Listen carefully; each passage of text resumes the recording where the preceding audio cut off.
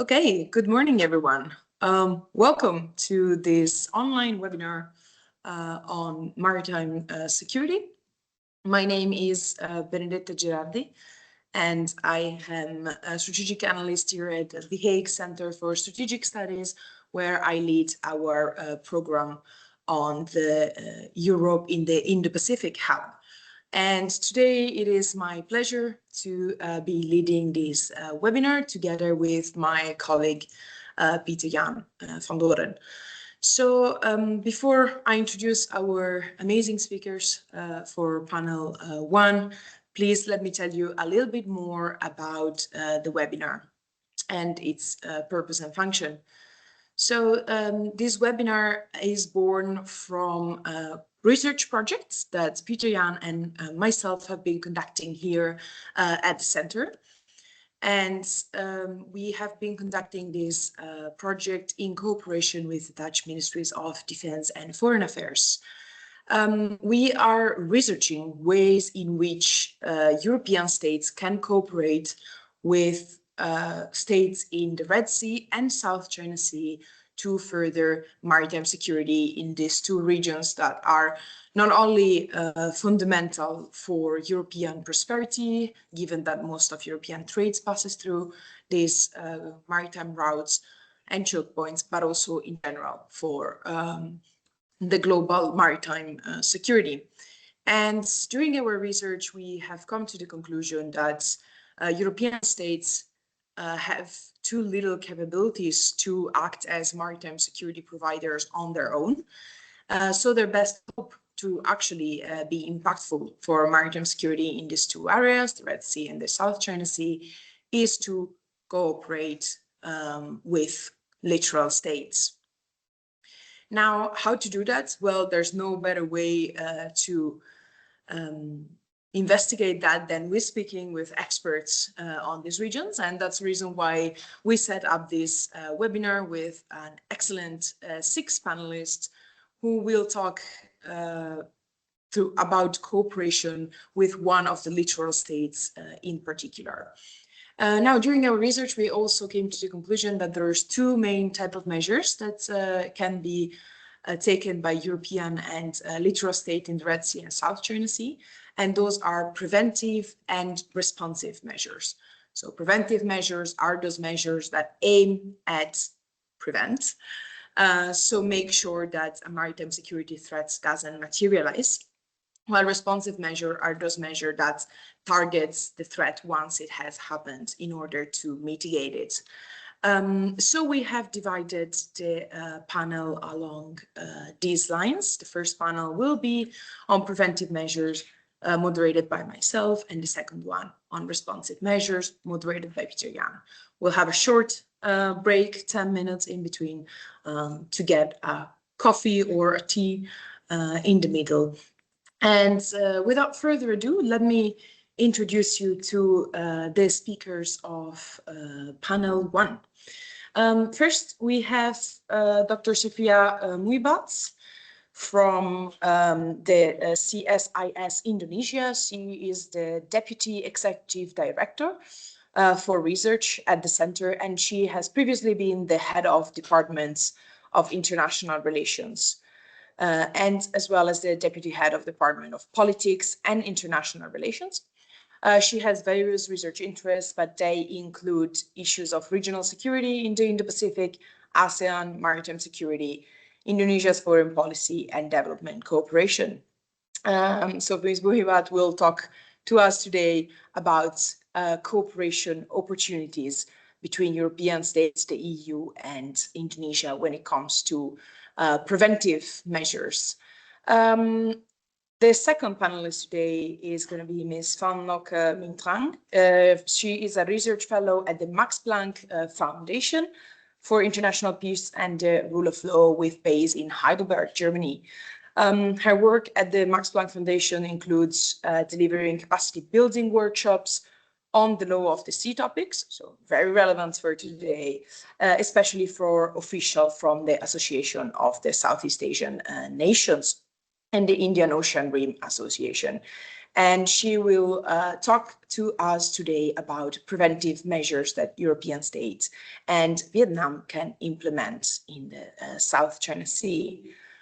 Last but definitely not least, we have Ms. Yara Ahmed. She's a senior associate at M2 SAD. She has more than 10 years of experience in policy-oriented research and government consultancy in the UAE, and as an English and Arabic text editor for public sector clients. Prior to joining M2S, she worked at the Future for Advanced Research and Studies Center in Abu Dhabi as managing director and senior researcher. And today she will talk to us about the cooperation opportunity between Egypt and European states. Now I feel like I've already talked too long. So without further ado, I will be my pleasure to give the floor to Ms. Mohibat. Please, the floor is yours. Thank you so much, Benedetta. I hope everyone can hear me clearly. So first of all, of course, thank you to the organizers for the invitation to join this very interesting webinar.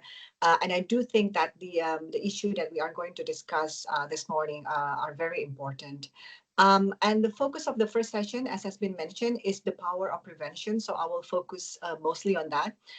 Basically, how we can proactively de-escalate tensions before a threat fully manifests. So I will focus on two things and allow discussion on other issues by the other panelists. And these two prevention measures that I am about to discuss are applicable in general. So not only in the framework of cooperation between certain parties, or in this regard between EU and Indonesia only, but I think they are applicable in general and they are very common. So the two are joint training and enhanced communication mechanisms. So these are, like I said, very common measures. Yet I do think that they move beyond simple cooperation to establish day-to-day predictable behavior at sea. So let's take a closer look at the first pillar, joint training. Training builds shared standards and interoperability, which reduces the likelihood on accidental miscalculation. So, for example, in the context of the South China Sea's gray zone ambiguity, for example, so training is not only about simulating large-scale combat, it's about forging routine familiarity. So the key benefit of the establishment of such a common procedural language. So for example, again, taking in the context of EU and Indonesia. So for example, when Indonesian and European naval or Coast Guard assets conduct joint exercises, even low-cost tabletop exercises, they internalize shared interpretations of international law, most critically the Code of Unplanned Encounters at Sea, or CUES. So this shared procedure helps eliminate the most fundamental risk in ambiguous encounters, one party misinterpreting the other's intent. So training is the mechanism for standardization. The second pillar is enhanced communication mechanisms. So this, a little bit different from the first pillar, communication provides the instantaneous tool for intentional de-escalation when ambiguity or confrontation occurs.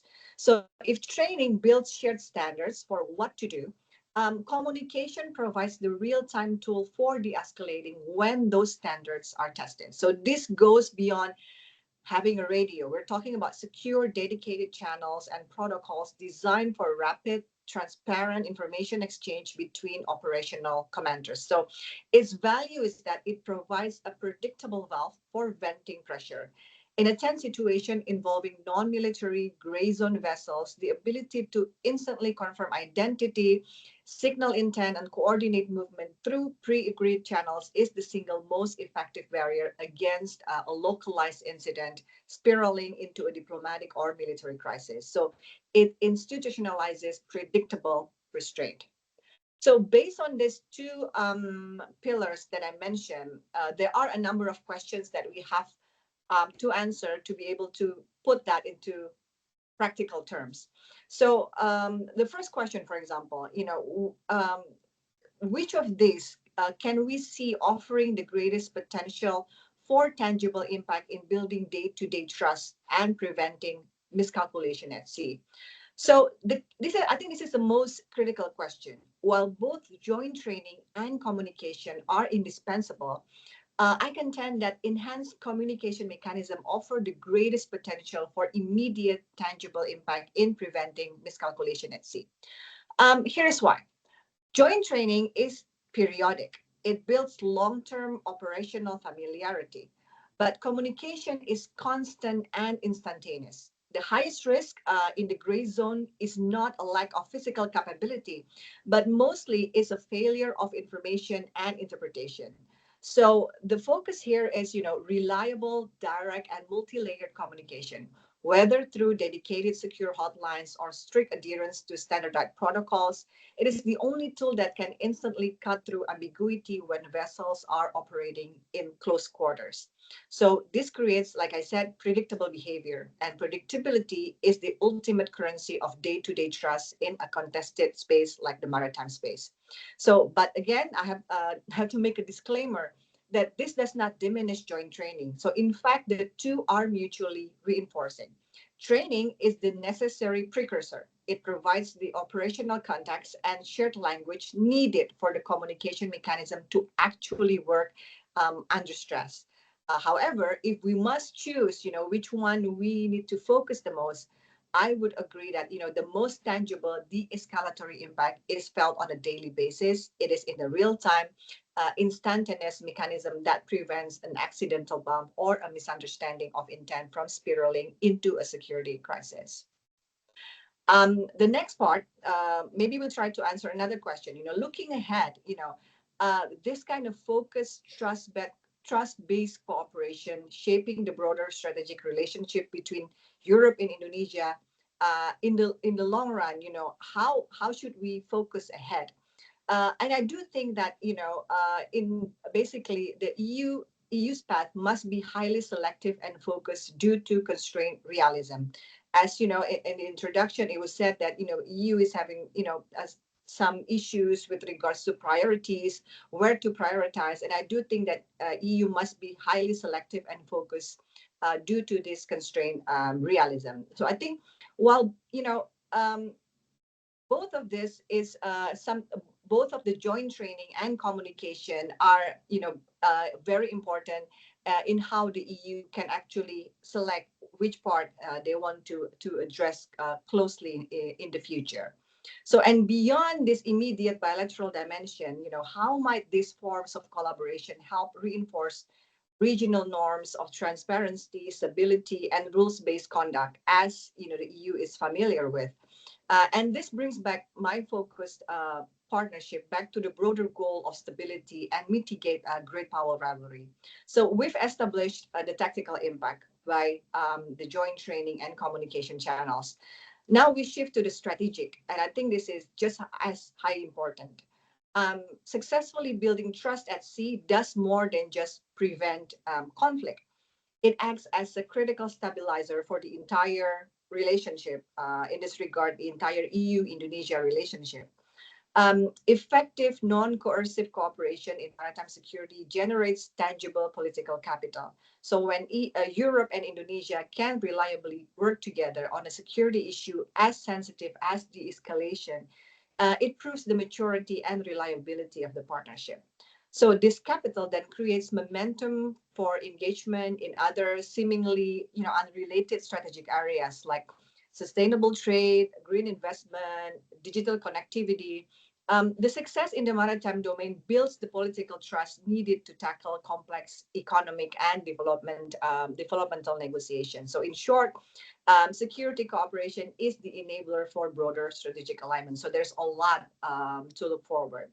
So crucially, this cooperation solidifies Europe's identity not as a military balancer, but as a facilitator and capacity builder. So this aligns perfectly with Indonesia's free and active policy and also on ASEAN's centrality, making the EU-Indonesia relationship a true strategic necessity for both parties in the Indo-Pacific.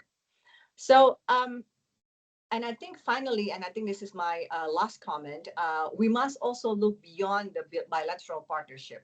It's a big region that we're talking about, so we must look beyond bilateral partnership.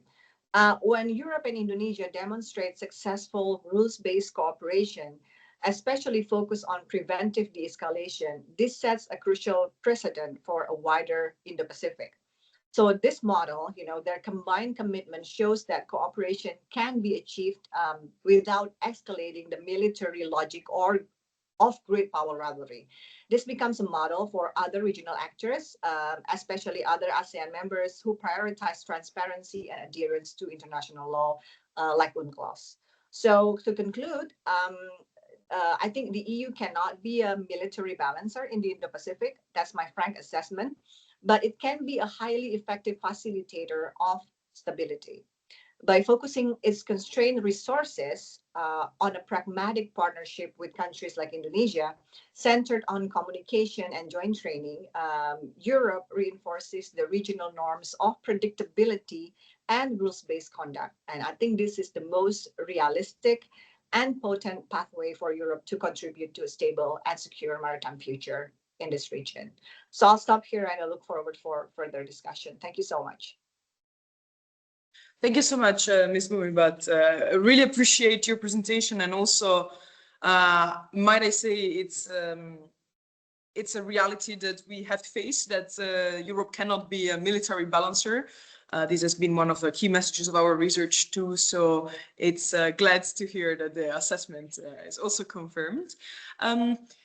I will shortly ask you a question using my moderating power, but meanwhile, let me invite the audience in the room to use the Q&A function to write there any questions you might have, both for Ms. Muibat and the other presenters today. And at the end of the three presentations, we will have larger Q&A moment with everyone. So please send your questions in during the presentations or afterwards, as you prefer. While the audience focuses on that, let me ask you a brief follow-up question. So, as I already mentioned, I do think it is very much the case that Europe can be a facilitator at best. And we already know that the EU and ASEAN have been working together in some areas also related to capacity building in the past. So there is a cooperation and ongoing cooperation there. My question would be, would you think at these historical moments in which multilateral organizations are trying to do more but also face increasing constraints from great power competition, do you think it would be more fruitful for European states to approach cooperation via the channel of the EU, so continue these EU-ASEAN interactions, or rather that there is a rationale there for strengthening bilateral cooperation, so Indonesia, Netherlands, Indonesia, Germany? Yeah, I would love to hear your opinion on this one. Sure. Can I quickly answer that? Okay.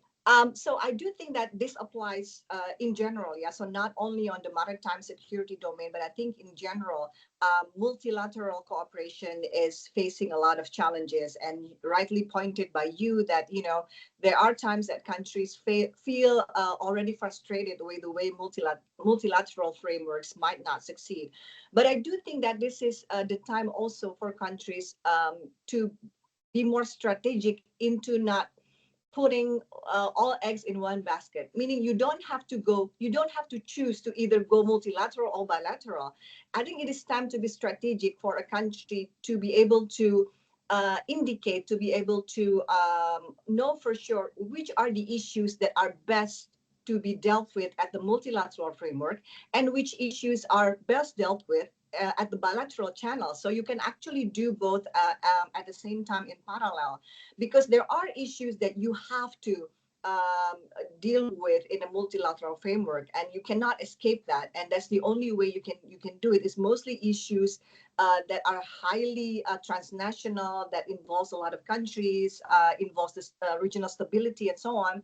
But there are issues that are usually more day-to-day and more practical, and where you have to be more pragmatic, and bilateral channels is the way to go. Thank you so much, Ms. Muibat. Clear, and also, might I say, I agree with this issue-based approach. It's really important to look at the particularities rather than make of everything the same. So thank you so much for your presentation and answering my question. We will come back to you in the Q&A at the end of the other two presentations, with which we can proceed right now. So let me invite Ms. Strang to join the conversation.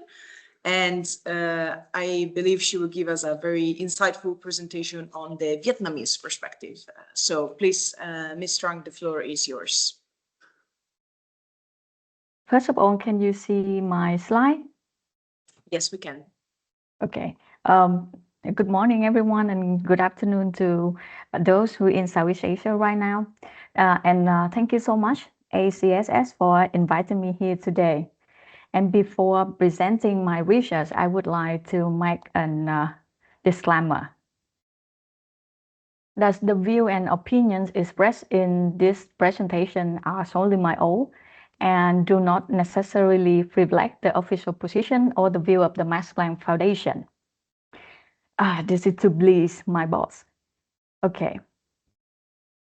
So I will, my presentation focus on a very important and timely non-traditional security issue in Southeast Asia, is IUU fishing. But first, let me tell you a story. As you can see from my name, I am a Vietnamese, and now I'm living in Europe. And as an Asian, I cook Asian food every day. I usually go to Asian supermarket to buy, to do grocery shopping. And you know what? Most of the ingredients to cook Vietnamese cuisine are not imported in European markets from Vietnam. Most of them are from our neighboring country, Thailand, especially products related to fishery.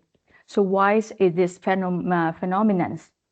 There's many reasons for that, but one of which is certainly the yellow card that the EU has imposed on Vietnam since 2017 because of Vietnam's weakness in tackling IUU fishing problem.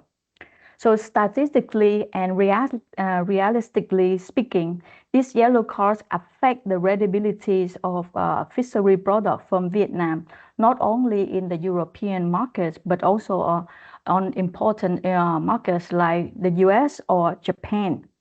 So Vietnam has made a tremendous effort to revise its domestic legal system to address the problem of IUU fishing.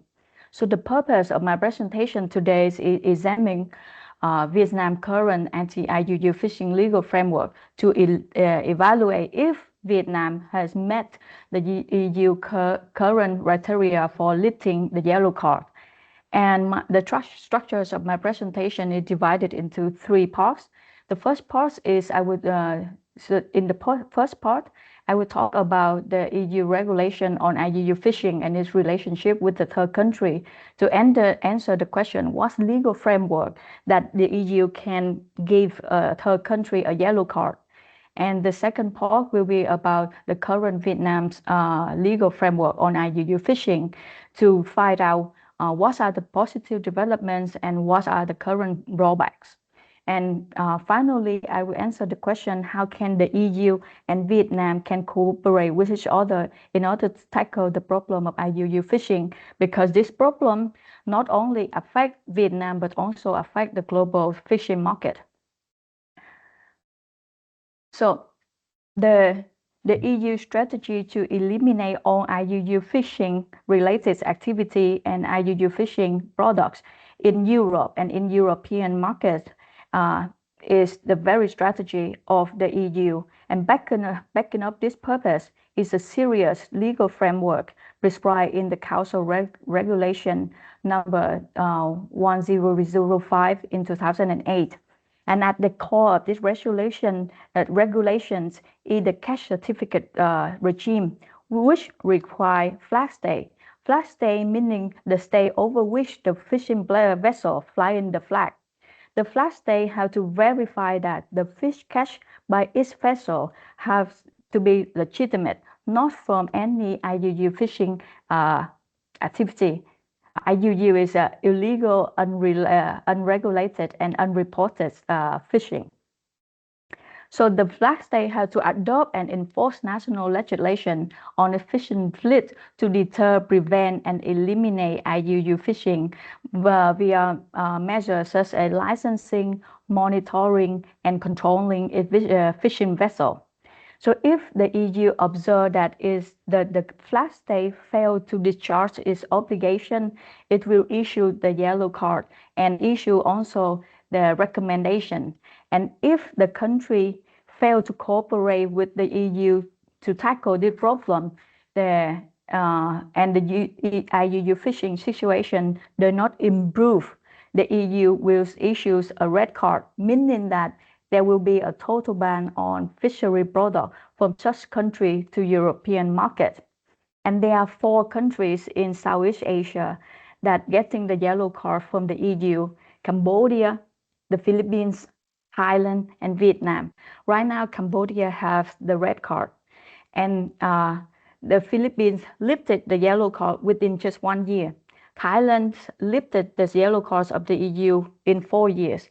And it has been 7 years from the date Vietnam was imposed a yellow card by the EU, but still under the yellow card, and had not lifted the yellow card yet. So now I need to look into the legal frameworks that Vietnam had to revise in 2017 to see if the national legislation of Vietnam meets the criteria required and recommended by the EU. So there are 4 important legal documents in the system of Vietnam. At the center is the 2017 law on fishery, sets out the fundamental basic rules on fishery. And then on the guidelines for implementing the law on fishery, there will be Decree 26 in 2019, and the Decree number 37 in 2024 amended that decree. And with respect to sanctions related to IUU fishing problem, there are Decree 39 in 2014 on administrative penalty. And for criminal liability, there will be the resolution number 4 in 2024. So after careful analyzing of those legal documents in Vietnam, I find out that there are certainly some positive development. The first positive development is the country have tightened control over fishing vessels outside maritime zone under national jurisdiction. So all fishing vessels in Vietnam must be registered right now with competent authority. And fishing vessels that want to fish outside the maritime zone under Vietnam jurisdiction, meaning the maritime zone of other countries like Malaysia or Indonesia, or in the high sea, must have the IMO register number and import observer on the board. The second positive development, is the country has setting very clear duty for notifying and coordinating across relevant enforcement. The law requires Ministry of Agriculture and Rural Development of Vietnam Fishery Authority in 28 provinces, fisheries surveillance, the Coast Guard, and the Border Guard to exchange information and respond jointly whenever a fishing vessel losing its vessel monitoring signal, or a vessel cross permitted boundary, or any vessel that shows signs of potential IUU fishing activity. So in practice, it means that any suspicious behavior of any fishing vessel will trigger a multilateral, multi-agency response rather than rely on just one single authority like before. The third positive development is Vietnam has strengthened sanctioning regime. Before, if you look into the law of Vietnam, the sanction regime of Vietnam on illegal fishing is really weak compared to its neighboring country. But now it has strengthened this sanctioning system. For example, tampering with removing of falsified data from a vessel monitoring system can now result in a fine of amount to around 40,000 US dollars or imprisonment up to 7 years. And alongside with these legal reforms, the government has been working with local authority to educate and to inform all fishermen about IUU related sanctions, aiming to deter and prevent any illegal fishing activity at sea. So those are the positive development in the legal system of Vietnam at the moment. But there's also certain concern drawback. The first problem related to the gap in monitoring and controlling small-scale vessels.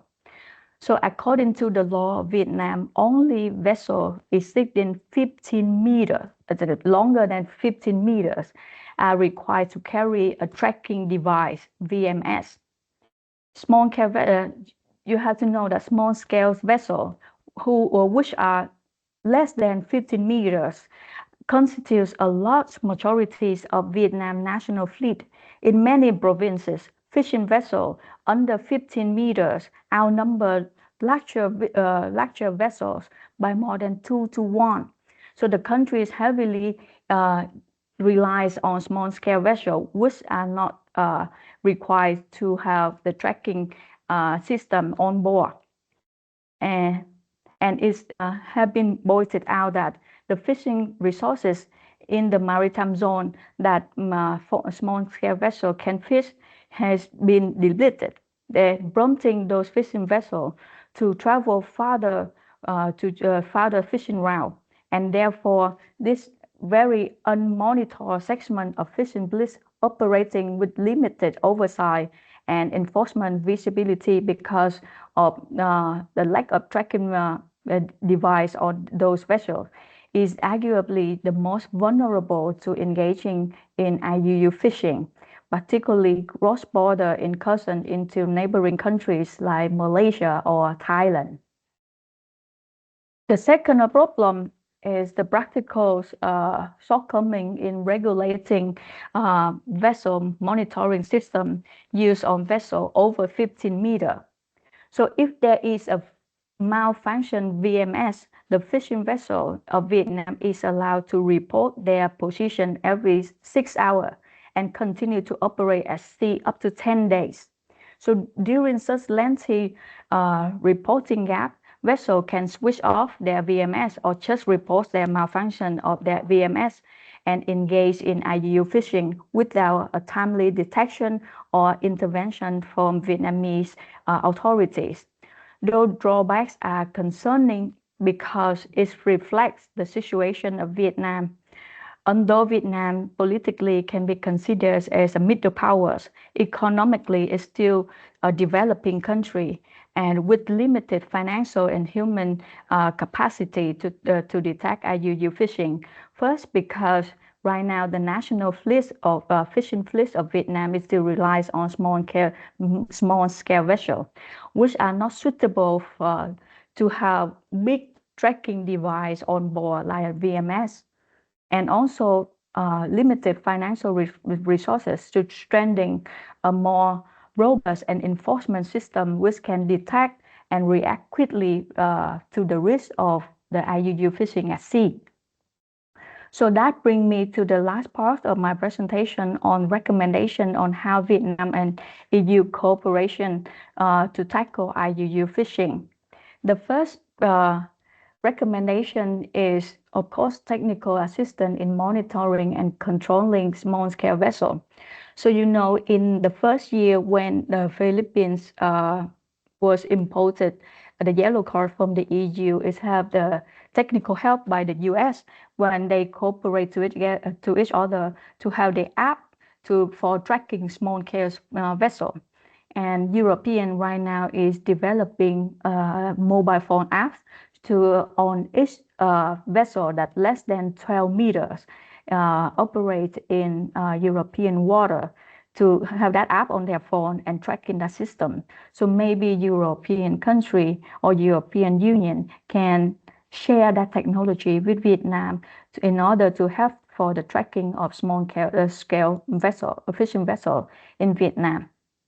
Now, we have to look at the bigger pictures of the geopolitical complex in the in Southeast Asia, especially in the South China Sea, because in the law of Vietnam, fishermen and fishing vessels are not only economic actors, but also required by the law to help the country to secure sovereignty, sovereign right, and national interests of the country at sea.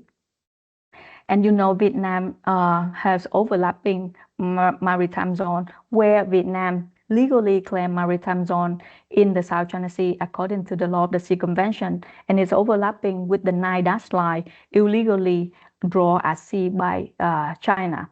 If Vietnam impose very, let's say, stricter or more stringent regulation of fishing activity, it will discourage those fishermen to fish at sea, especially on the area that overlapping with the 9-dash line, and is impacts on the national interest of Vietnam in the South China Sea. So the cooperation between Vietnam and European country related IUU fishing had to be balanced between a technical problem and the geopolitical need of Vietnam in the South China Sea in the context of the South China Sea dispute.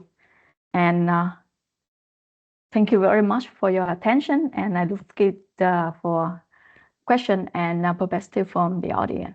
Thanks a lot.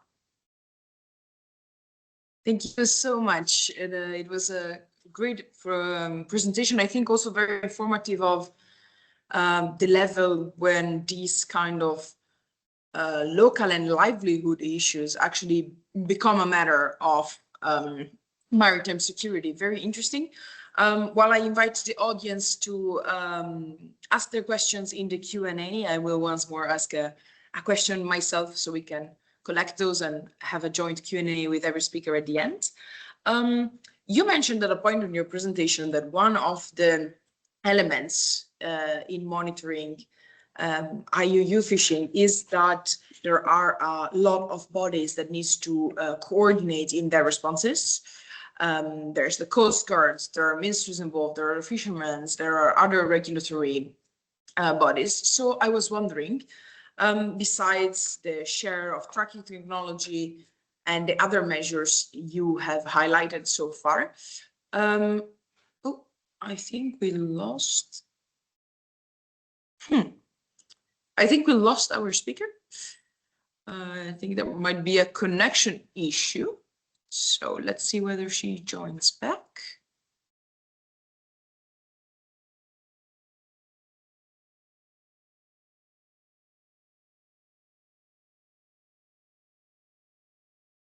Well, the internet works in mysterious ways. You would say that we are a bit used to technology after COVID, but I have to say something always seems to go wrong when there's this kind of instances involved. Let's see whether Ms. Strong manages to join us back for the final Q&A. But meanwhile, let's move on then to our third speaker, Ms. Yara Ahmed. Thank you so much for joining us today. And we very much look forward to your presentations. Now we have heard a lot about the South China Sea, so it is about time to change regional focus and go into the Red Sea with Ms. Yara Ahmed on cooperation with Egypt and the EU. Please, the floor is yours. Thank you very much, and thank you for letting me participate in this crucial discussion that we're having. And as you said, I'm coming from a completely different region and a completely turbulent region, which provides a whole different range of aspects and crises that we're dealing with. And today I'll be focusing on the Egypt stance regarding the Red Sea security. So next slide, please.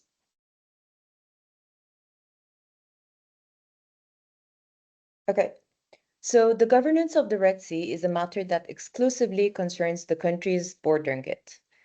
This has been a very recent statement that has been stated by the Egyptian Minister of Foreign Affairs, Badr Abdel, and this has been a statement that has been reiterated multiple times by multiple officials, even including the president himself. So this statement is not merely a diplomatic rhetoric, but it reflects Egypt's fundamental position on the Red Sea security. So this principle is rooted in Egypt's historical experience with externally imposed international interventions that usually fall short of addressing the security needs of the regional states. And they often risk the whole situation and result in diluted local control. So as you can see in the map, Egypt occupies a uniquely strategic location where it controls the gateway for the Red Sea corridor, which is one of the key, crucial and important corridors for global maritime and global trade. Given this context and given this initial framework of Egypt's skepticism, Egypt always prioritizes the selective partnerships with regional actors who share the immediate responsibility of the Red Sea stability and security, and Egypt has always preferred this rather than relying on international agreements or international international security frameworks that often results in ineffective responses to what's happening in the region. Next slide, please. Okay, so to set the context, why does this Red Sea matter so much, whether globally or for Europe or on a regional scale, on all of those aspects? So if we look at the global sector, the Red Sea carries 15% of the global trade. 1 in every 7 containers approximately pass through the Red Sea. We're talking about 12% of seaborne oil, 8% of LNG, and 17% of the global internet data, they pass through the Red Sea using submarine cables. If we look at the angle from a European perspective, initially 60% of the goods that is coming from China to Europe, they pass through the Red Sea through the Suez Canal specifically. And the Red Sea hosts 90% of the cable traffic between Europe and Asia. So as we've just seen, like a a miscommunication within the internet can cause any sort of minor disruption.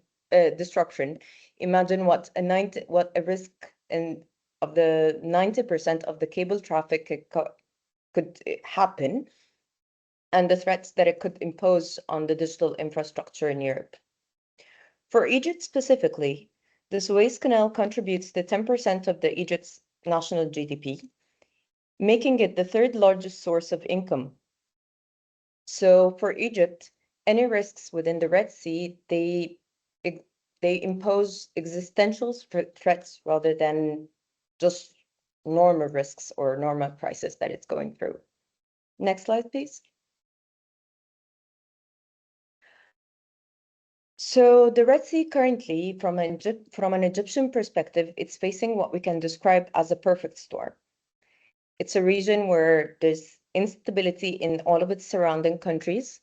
So in 2024, more than 1 in 4 conflict fatalities globally were in countries surrounding the Red Sea, be it in Israel, Palestine, Somalia, Sudan, and Yemen. And the situation also got worse in 2023 with Houthis started to escalate the maritime threats in the Red Sea. So in 2023, since 2023, the Houthis have launched over 300 attacks on commercial and military vessels.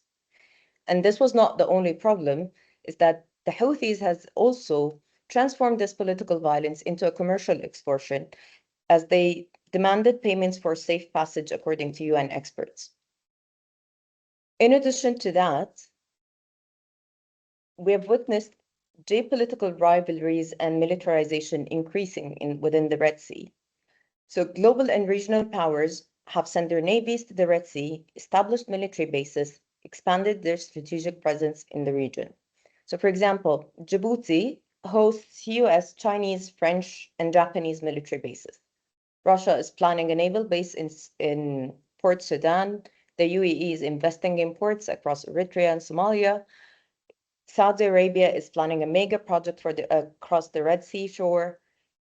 And along with that, we've been witnessing regional conflicts and escalation risks. So, for example, we're prone to the risk of a resumed war between Israel and Hamas. We're prone to tensions between Israel and Iran and all of the global powers that it drags along in this conflict. Egypt specifically is prone to Ethiopia's assertive direction in order to have an access to the Red Sea and has been trying to curb that influence. So this whole multi-front crisis has been imposing massive threats for Egypt. Next slide, please.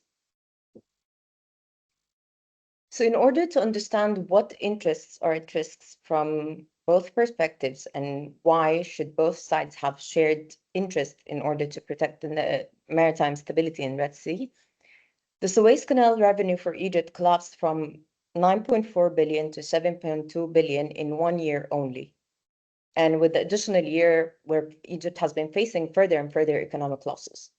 And this could not come at a worse time for Egypt because it has already been going through a massive payment crisis that has been exacerbated by the situation, by the Ukrainian war and by the COVID pandemic. It also slowed down the imports of fuel, food, and intermediate goods essential for industry in the country. And the tourism sector has potentially suffered because I cannot assure that, just because of the perception that all of the resorts in the Red Sea or South Sinai could face a perception of instability. On the other side, for Europe, if we take, for example, Germany routes more than 9% of its imports through the Suez Canal, while Italy's maritime trade that passes through the Suez Canal is roughly around 42.7%. So those are massive numbers that impose a critical threat for European states. Also, when it comes to energy dependence, the pipelines like Sumed is crucial for the exporting oil and LNG from the Middle East to Europe. And in addition to that, where Europe is also facing an increasing migration pressure because any sort of regional instability could add and accelerate migration to the EU. Next slide, please. So in response to all of this, Egypt has adopted a comprehensive national strategy that is based on 3 key pillars. The main and the key and constant pillar that Egypt has always relied on, which is military preparedness. So Egypt established its Southern Fleet Command in 2017, and it inaugurated the Bernice military base to protect the southern coast of the Red Sea in 2020. Lately, with the increasing tensions, Egypt has deployed a Chinese air defense batteries in Sinai, and the Egypt recent approach has been selective cooperation with regional coastal states, including naval cooperation agreement with Saudi Arabia, a defense pact with Somalia, increasing security cooperation with Eritrea. Lately, Egypt has expanded its national response strategy to economic resilience as well.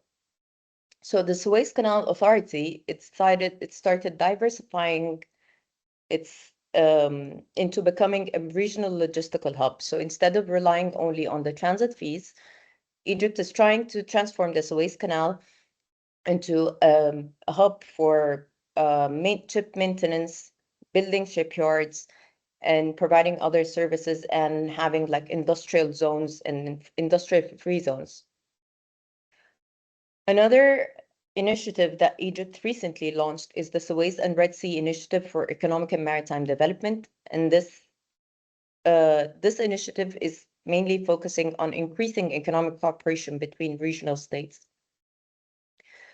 Another form of economic cooperation is that we've been seeing lately an increase cooperation between China and Egypt, specifically when it comes to industries. So we've witnessed lately a lot of Chinese companies setting up their factories.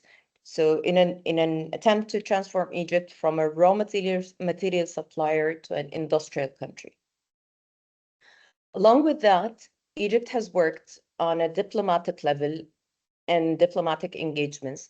So in order to sort of ease some of the regional tensions that could directly or indirectly affect the security situation within the Red Sea. One of those efforts is its mediation efforts between Israel and Hamas, resulting in the Sharm el-Sheikh Peace Conference and the announcement of the ceasefire. Also, Egypt has been engaging with the Iranians and with the Houthis, despite not having any sort of relations, but just in order to ensure maritime security and regional stability. Next slide, please. So in order to start seeing what areas of potential cooperation could happen, the EU and Egypt, they agreed to elevate the relationship to lead to the level of strategic and comprehensive partnership in 2024. And as illustrated in the first EU-Egypt summit, both sides asserted that the maritime security and freedom of navigation is needed to protect in the Red Sea. So this opens a room for potential for multiple forms of cooperation. We've proposed several ones, just for the sake of time, I'm just going to mention a few of them. One of them, the first one, if we're talking about preventing trade disruption, it's strengthening the resilience of the Red Sea choke points, so that we could capitalize on the EU Global Gateway project, and in collaboration with the European Investment Bank, the EU could invest in expanding the Suez Canal capacity and its resilience. Another form is enhancing the cooperation between various naval missions in the region in order to prevent any form of miscalculation or that could result in any forms of escalations. Another form of cooperation is stepping up the protection of crucial and critical undersea infrastructure based on the Baltic Sea models. And this specific form of cooperation is mostly overlooked in our region. So this is massively critical. When it comes to regional tensions, both EU and Egypt, they can work together on supporting regional de-escalating frameworks for ongoing and potential conflicts like in Sudan and in Yemen. And they also could work on joint projects that assist in the post-conflict recovery, reconstruction, and ensuring good governance. Next slide, please. So to conclude my remark, I just want to give you a glimpse of what would happen if we fail to act. So on a global level, we're going to witness a permanent disruption of maritime stability within the Red Sea, resulting of costly rerouting around the Cape of Good Hope around Africa. Another threat that we could face is that the Red Sea could evolve into becoming a proxy battlefield amid the great power rivalry dynamics. Another risk that we are facing is that the dense naval presence increase the risk of accidental confrontations within the Red Sea. For Egypt specifically, Egypt's stability relies mainly on restoring confidence that is crucial for the EU interests and crucial for for Egypt's revenues on one side, on the other side. And another imminent threat that Egypt is facing is the India, Middle East, European Economic Cooperation Corridor, which could bypass the Suez Canal, eroding Egypt's vital transit control and its economic role. However, just one caveat to this project is that this project, it requires two things. It requires having relations between Saudi Arabia and Israel, which is not currently foreseen in the short or medium term. And another thing is that even though it bypasses the the whole situation in the Red Sea, it goes through the Strait of Hormuz, which makes it more prone to the Iranian threats as well. And even if they went on with implementing the project, Egypt has been attempting several times in order to be part of that project. So to finalize, we need a robust action in order to make sure that Egypt is not deprived of its revenue and would be economically stable, and Europe would have an efficient supply chain. Thank you, and looking forward to your questions. Thanks so much, Mr. Ahmed. Great presentation, especially I think jumping from one region to another is never easier, but you have done a great job at highlighting this saliency for trade and for security and choke points that actually very much apply to the South China Sea too.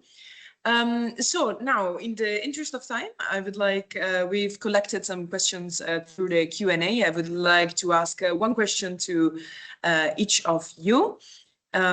So I would like to start with you, actually, Mrs. Ahmed. Let's go in reverse order. So you have highlighted rightfully how it is a delicate region that is prone to destabilization.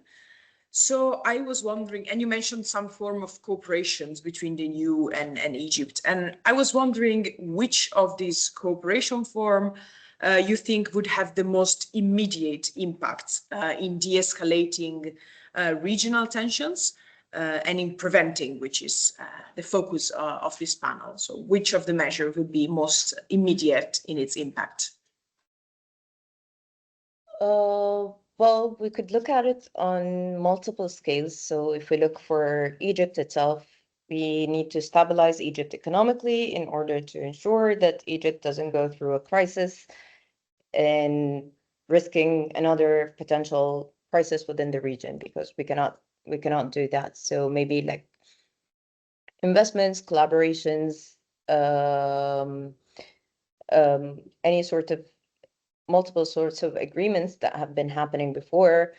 For example, is like bolstering the economic stabilization and connectivity project in the Red Sea Basin, which is building on the stream initiative that Egypt has proposed.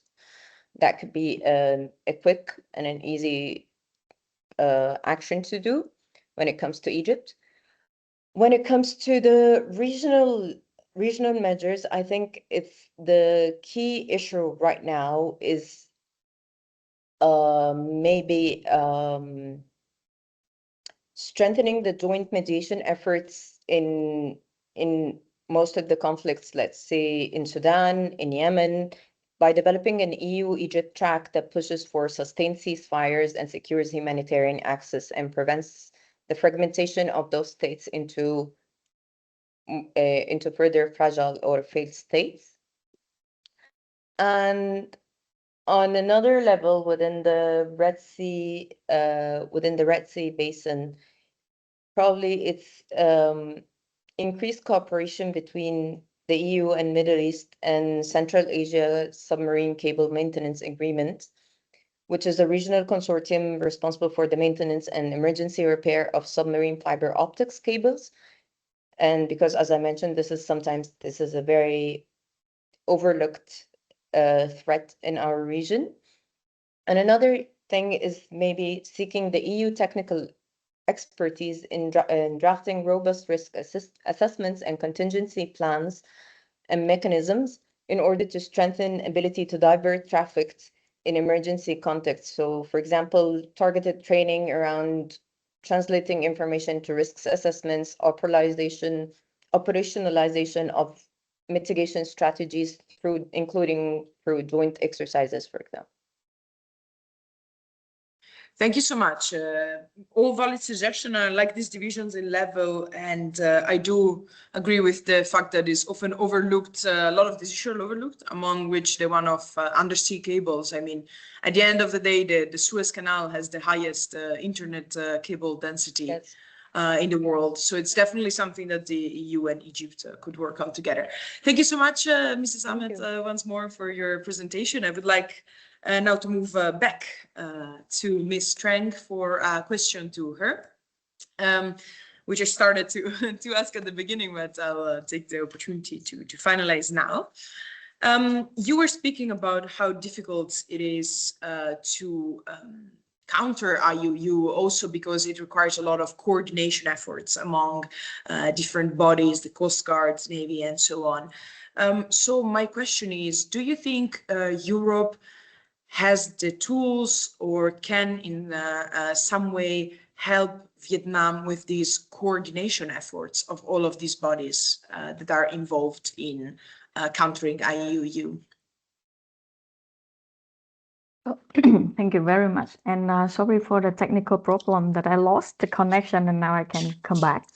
So for the coordination, so there are two levels of coordination in tackling IUU fishing. First, the level is within the country, and the second level is within the regional cooperation with our neighboring country, because it's IUU fishing problem of Vietnam related to other countries' maritime zone in the region too.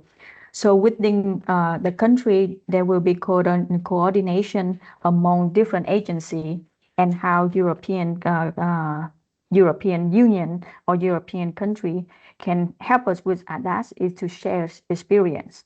So I want to take examples. An example in Europe is that in the North Sea of Europe, there's a very limited examples of IUU fishing activity. This is the most cleanest sea area from IUU fishing, and that's because of the high technology and the high levels of European countries in tracking down fishing vessels and act very quickly when there's any suspicion of illegal activity at sea related to fishery. So not only technical sharing, but also on the level of practical experience at sea on that level. And the second level of coordination that European Union can help Vietnam in this is at the regional level. So within European Union, there's a lot of legal documents that coordinate the cooperation of European member states. At ASEAN, we don't have that level of cooperation yet. We depend pretty much on soft law document, encouraging member states of ASEAN to do this, do that. But we don't have a robust, binding legal system like European country. It would take a long time for ASEAN to reach the levels of legality on international law, binding legal document like European Union experience, but maybe we have more workshop and on sharing experience on how to cooperate and negotiate fishing legal documents may help. Thank you so much. Another maybe question for you, because again, we didn't have the chance to ask you a question after. Coming from the audience, if you very quickly could address what lessons Vietnam can learn from the Philippines and Thailand in removing the EU's yellow card on IUU. So when I look into the law of Thailand and Philippines and to learn how they can lift the yellow cards of the EU very quickly, especially the Philippines, I think it's because it's come from the political wills of the government. And also they have really, the Philippines and Thailand very quickly respond in developing their legal system related to IUU fishing. For example, administrative penalty for IUU fishing activity for fishermen in the Philippines or in Thailand reach to millions of dollars. That kind of penalty can deter and prevent any fishermen have the idea of committing an IUU fishing.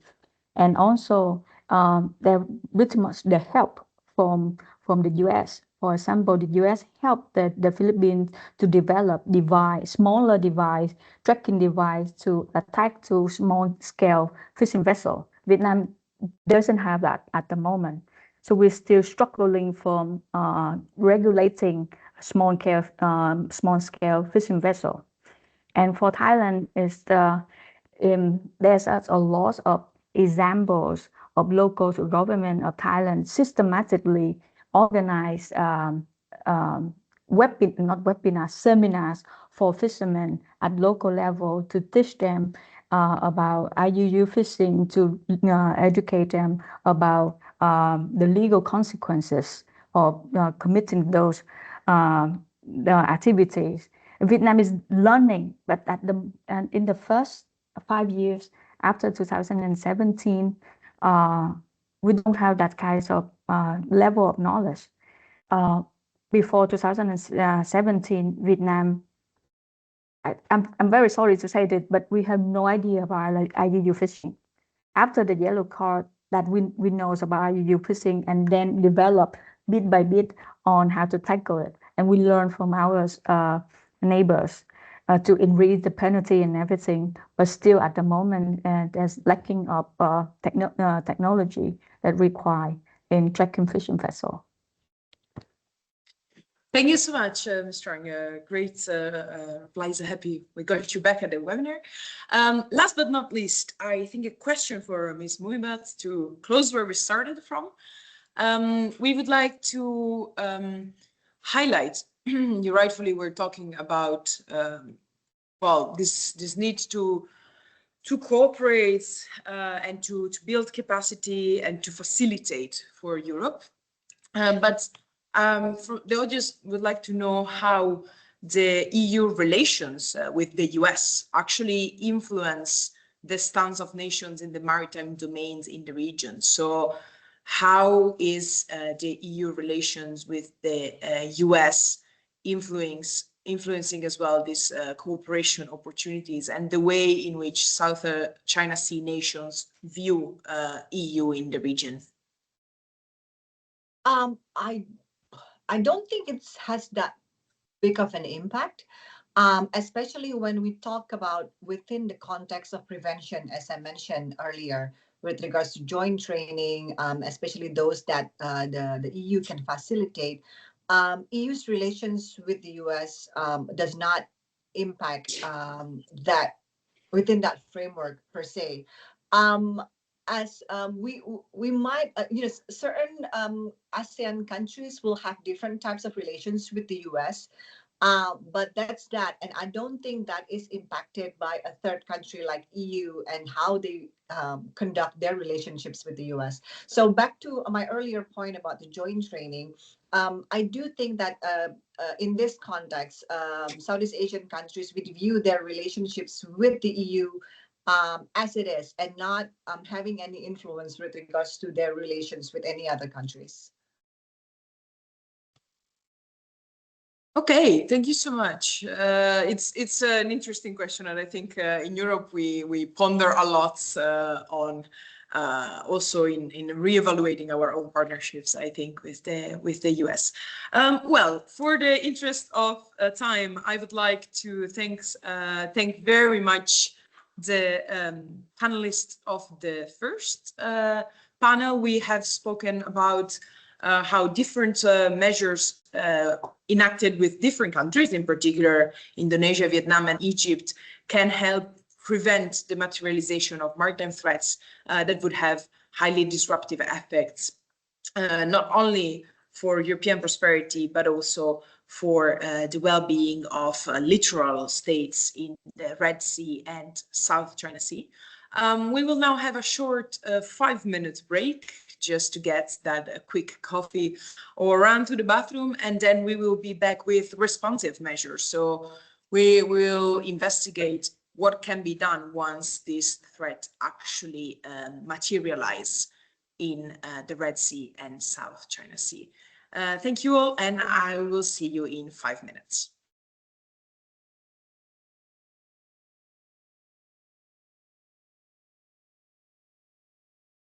Benedetta, can you hear me?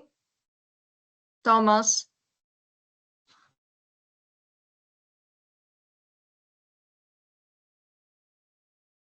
Thomas? Yes, we can hear you, Eleonora. Oh, wonderful, Benedetta. Unfortunately, I'm not still able to open the camera, but I managed to follow all the conversation, the first part of the webinar. And so I hope that all will be okay in the second part, and I will be able to make my speech only via audio, unfortunately, since I don't, it's not possible for me to open the camera, and this is the first time with Teams. I really don't know Okay. how does it happen. We'll work on these issues now. We are having a 5 minutes break. We'll work on this technical issue right now, Okay. Eleonora, see if we can solve it. Thank you so much. Thank you, Benedetta. Benedetta, can I ask, did you see me? Yes, yes, yes. we see. Can you hear me well? Yes, Yes, perfectly. I agree. Okay, because I'm afraid that I lost the connection again. Okay, if it's working, it's good. Okay, No, thank you. It's all good. Thank you. Thanks.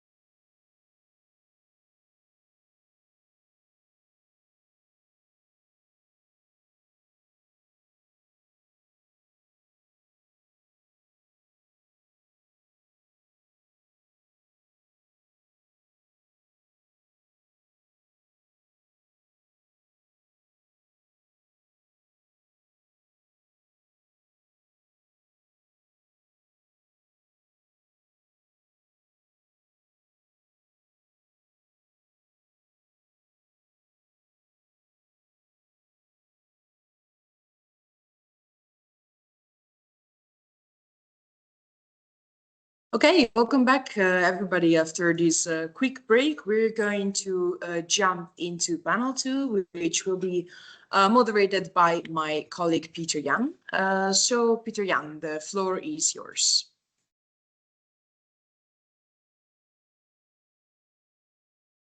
Thank you so much, Benedetta. It's great to be here. And thank you so much for your excellent moderation of the first panel. Like Benedetta said, my name is Pieter Jan van Doren. I'm a colleague of Benedetta here at HCSS. And where Benedetta's first panel talked about preventive measures, this second panel will take a look at the responsive measures that countries in the South China Sea and Red Sea can take with countries in the European Union to counter maritime threats and improve their maritime security. Now, as you might have noticed, there is a difference between the preventive measures and the responsive measures. We define responsive measures as measures that involve actions taken to reduce the severity, impact, or consequences of a maritime threat after it has occurred or is imminent. And this is in sharp contrast to the preventive measures that are designed to deter, detect, or eliminate maritime threats before they materialize that. Now, having said that, it's time to introduce our distinguished panelists of the second panel. And since there's no easy to my left or to my right on this screen, let me just start by introducing Dr. Charmaine Willoughby, followed by Dr. Sumati Permal, and last but not least, Eleonora Ardimarni. So first of all, Dr. Charmaine Willoughby is a professor and the chair of the Department of International Studies at De La Salle University in Manila, Philippines. She serves on the editorial boards of several academic journals, and her areas of specialization are alliances, maritime security, security cooperation, and critical international relations theory. Then Dr. Sumati Permal is a senior fellow and head of maritime security and diplomacy and coastal and marine environment with the Maritime Institute of Malaysia. Mrs. Permal research areas are on geopolitics and geostrategy in the Asia-Pacific and maritime security issues in the Indo-Pacific. She's also on the editorial board of the Australian Journal of Maritime and Oceans Affairs Australia and associate member of the Corbett Center for Maritime Policy Studies. And last but not least, Eleonora Ardimarni is an analyst focused on Yemen, Gulf monarchies, armed groups, and armed forces in the Arab world. She's a senior associate research fellow at the Italian Institute for International Political Studies, also known as ISPI, a teaching assistant at the Catholic University of Milan, and an adjunct professor at Azeri. Between 2015 and 2020, she was a Gulf analyst for the NATO Defense College Foundation. 2019, she published the book, The Houthis, Adaptable Players in Yemen's Multiple Geographies, and she edited From Warlords to State Lords, Armed Groups and Power Trajectories in Libya and Yemen. Now, as you might have figured out, Eleonora will not be talking about the South China Sea, but about responsive measures in the Red Sea. But before we move to the Red Sea, let us first start with Dr. Charmaine Willoughby, from the Philippines. Charmaine, we had an expert survey that we did a few months ago, and we saw that experts in that expert survey consistently rated interstate maritime threats amongst the most pressing issues in the South China Sea. And this was especially the case for the Philippines. We all know of the tense encounters, obviously, in the South China Sea between Chinese and Filipino fisher boats, of course. And I was wondering, could you perhaps share your thoughts on this issue of interstate maritime disputes and what avenues there are for the Philippines to engage in collaborative measures with the European Union, countries in the European Union, to reduce this maritime threat? Thank you. Thank you very much, Peter, and good morning to you in Europe. Good evening to those of you who are in Southeast Asia. I would be addressing the questions that you raised, but let me put things into context first. The South China Sea is a very vital waterway for regional and global trade.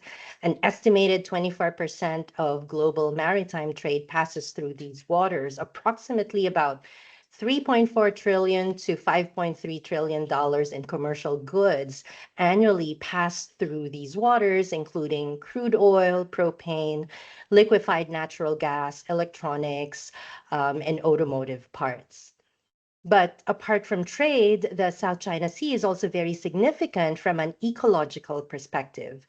These waters contain one of the highest levels of marine biodiversity in the world, with over 6,500 marine species. With thriving fish stocks, the South China Sea supports a community of fishers from mainland China, from Hong Kong, Taiwan, and various countries in Southeast Asia, generating around 3.7 million jobs and supporting the livelihoods of 190 million coastal residents. While industrial fishing is sizable, small-scale fishers make up the majority of the workforce. By 2015 numbers, 86% of the 1.77 million vessels in the South China Sea were small-scale. Despite the water's significance in terms of trade, the marine ecosystem, and coastal communities, this waterway is facing several critical challenges on multiple fronts. I will identify three major categories of challenges here, and these are first, geopolitics and its spillover effects on geoeconomics. Second, environmental issues. And third, fisheries. Now, let's go to the first one. Territorial claims fuel the rising tensions in the region. In recent years, satellite imagery has revealed China's intensified efforts to reclaim and construct artificial islands in the South China Sea. It piled sand onto existing coral reefs, constructed ports, military installations, and airstrips, thereby effectively militarizing various features in the waters. As tensions escalate in the region, the likelihood of a tipping point increases, potentially disrupting the volume of trade that passes through these waters. So geopolitics in the South China Sea, likewise, also impacts the marine environment. Between 2013 and 2017, China utilized cutter suction dredging to construct its artificial islands. As a result of slicing into reefs and pumping sediment to shallow areas to deposit it as landfill, clouds of abrasive sediment were produced to the detriment of nearby marine life and the reef's capacity to repair itself. In addition to the destruction of coral reefs, another environmental casualty caught amid geopolitics is the harvesting of giant clams. They have been referred to as the quote-unquote, the white gold of the sea, with a high-end pair of shells selling for as much as 150,000 US dollars. As of 2016, it has been documented that more than 25,000 acres of damage to shallow reef surfaces resulted from clam extraction. Although the 2016 arbitration ruled that China had violated its obligations under international law to protect the marine environment, China nonetheless announced in September 2025 its plan to create a nature reserve in Scarborough Shoal in the South China Sea. Now, the third category of challenges occurs beside the sea, which is on the coast. Here, the plight of the fishers takes center stage. 12% of the global fish catch originates from these waters, with at least 3.7 million people relying on fishing as their primary livelihood. But the scale of the dependence has led to the overexploitation of fisheries in the South China Sea, which is exacerbated by the subsidies provided by Southeast Asian governments to the industrial fishing fleet. So in summary, the threefold challenges emerging from the South China Sea indicate constrained cooperation at the expense of the marine environment and worsening conditions for small-scale fishers and, by extension, coastal communities. These notwithstanding, there have been key achievements, particularly in the EU's efforts to deepen and widen its maritime collaboration with the Philippines. Similarly, several EU member states have started to boost their bilateral relations with the Philippines. Some notable achievements in EU-Philippines relations can be seen in the form of region-wide commitments on one hand and bilateral mechanisms on the other, specifically addressing maritime-related concerns. The EU's overarching Indo-Pacific strategy is a prime example of a region-wide commitment. But in addition to that, the EU and the Philippines have also made significant strides in maritime cooperation, such as, for example, the Philippines-EU Joint Committee meetings, which was established in June 2023, and then established a new dialogue on maritime security. In 2025, in addition, a security and defense dialogue was also established, where both sides signified their intent to explore cooperation on environmental monitoring and practices related to uncrewed vessels and submarine cables. In terms of achievements at the bilateral level, those with Czechia and France focused on defense cooperation, while those with Italy, Spain, and Sweden focused on acquisitions to aid the Armed Forces of the Philippines modernization program. Clearly, these achievements are very impressive. However, when juxtaposed with a range of challenges confronting the Philippines in the South China Sea, there are undeniable gaps that can be addressed by existing technologies. So to better address the threefold challenges of geopolitics, the marine environment, and fisheries in the South China Sea, the EU and the Philippines must further tap existing technologies in, for example, shared satellite monitoring and real-time vessel tracking. Satellite data, sensors, and data analysis can provide accurate, real-time information that benefits the maritime industry, actors working on marine environmental monitoring and risk management, and ultimately marine policy decision-making. Satellite-based technology enhances the safety, efficiency, and sustainability within the maritime industry via imaging sensors, navigation systems, and connectivity. Remote sensing data from, for example, offshore installations or even in the deep seas can provide more comprehensive information beyond standard measurements. Another example is synthetic aperture radar, which can generate high-resolution images and can overcome the limitations of resolution in traditional radar systems. The sensors then transmit information in real time through cellular networks, satellite communication services, or radio frequency communication, enabling safer navigation and more efficient operations in the maritime industry. Satellite data can also be useful for continuous monitoring of the marine ecosystem's health, assisting in the conservation and sustainable management of marine resources, tracking changes, and identifying threats to marine life brought about by interstate conflicts or tensions. These parameters, although by no means exhaustive, can identify areas of the seas that are at high risk of damage or overuse, again, resulting from various claims in these disputed waters. Information can then be used to develop appropriate regulations and policies to address these issues and ultimately protect marine biodiversity. Shared satellite monitoring can also transmit automatic identification system signals from vessels, allowing for the identification and real-time tracking of ships. Maritime surveillance is an integral part of maritime security as it enables the detection, identification, tracking, and interception of, amongst many other things, illegal fishing, piracy, terrorism, organized crime, human smuggling, and even illegal migration.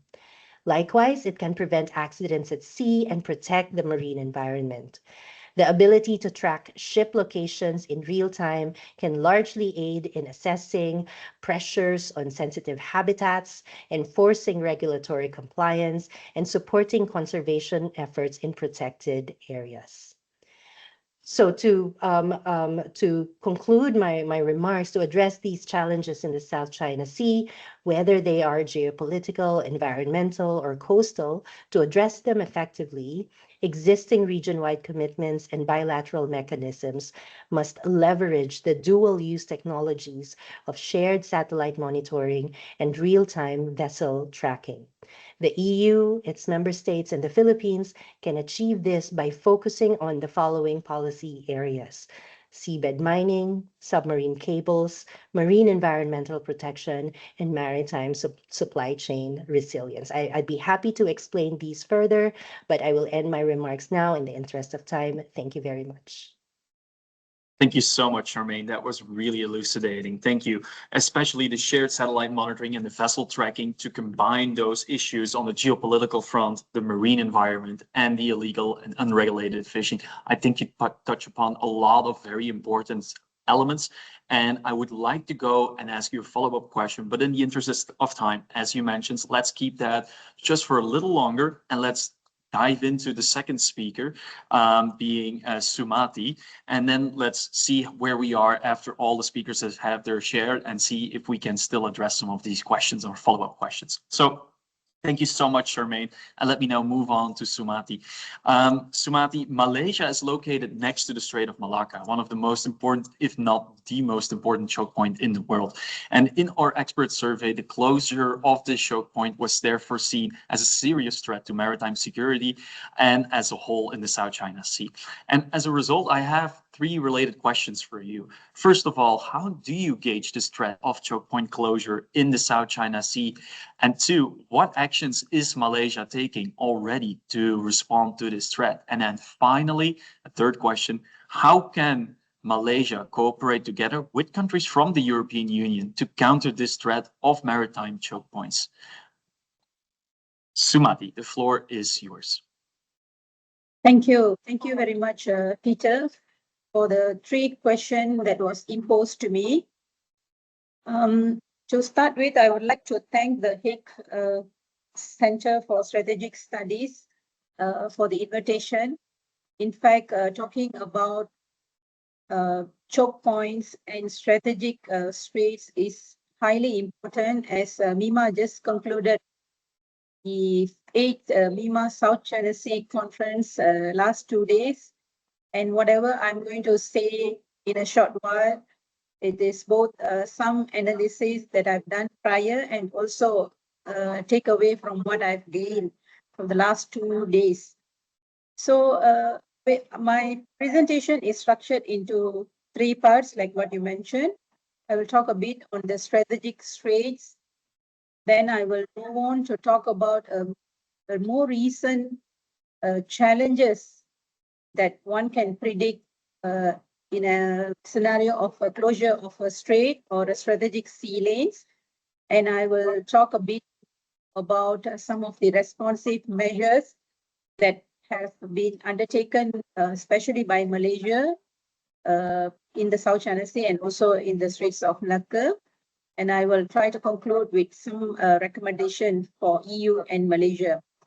So when we talk about maritime choke point, it actually refers not only for semi-enclosed sea like South China Sea, but also to narrow waterways, straits or canals, which has large volume of commercial or military ships. So in Southeast Asia, such choke points that are geographically significant includes the Straits of Malacca and Singapore, as well as the South China Sea. So a closure of a maritime choke point could significantly disrupt international commerce and also security of the coastal state, as well as the user straits like the European Union. So much of the writings historically and also in recent strategic analysis have made a case that maritime security post-Cold War has made the management of strategic straits more complex and challenging. It has been significant for years or even centuries since the advent of sailing ships. The passage of vessels through straits has been influenced by interaction among sovereign states bordering them.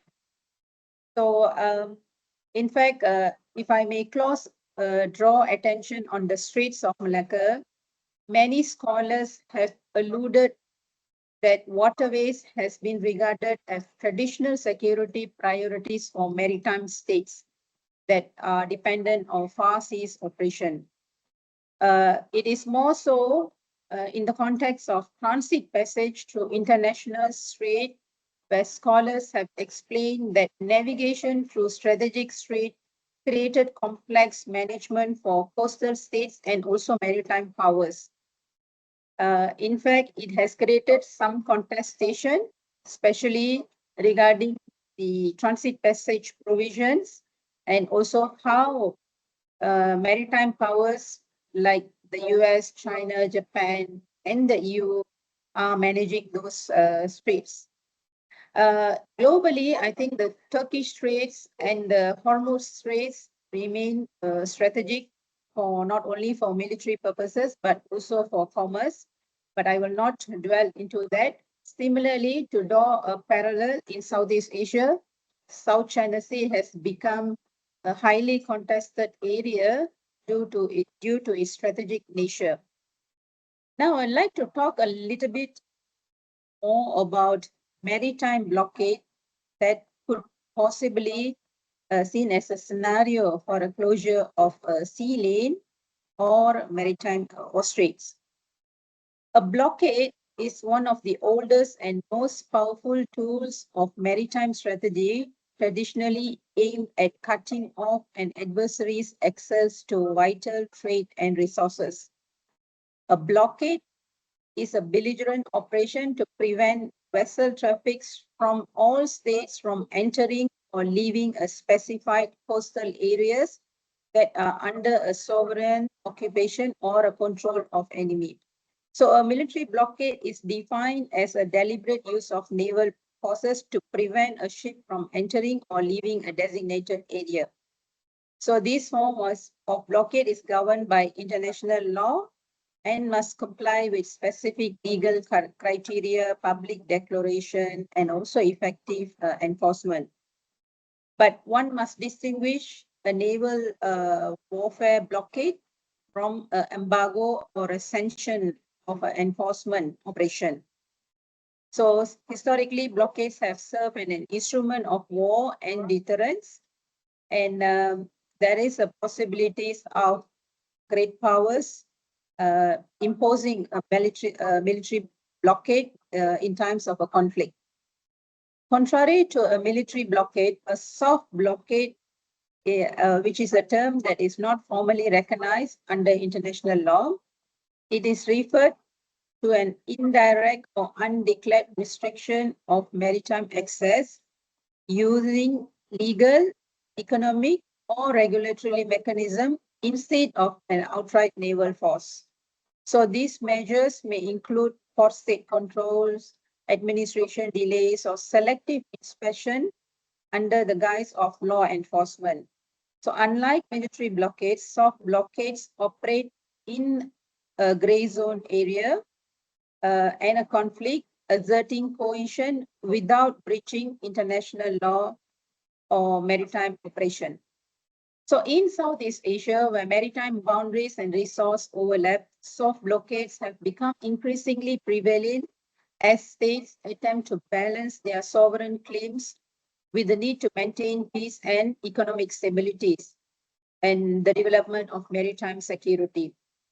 So in the Straits of Malacca, such hotspots are really prevalent for non-traditional threats like illegal, unreported, unregulated fishing, and also the dark fleet operations, which refers to ships that are evading compliances of safety and environmental regulation.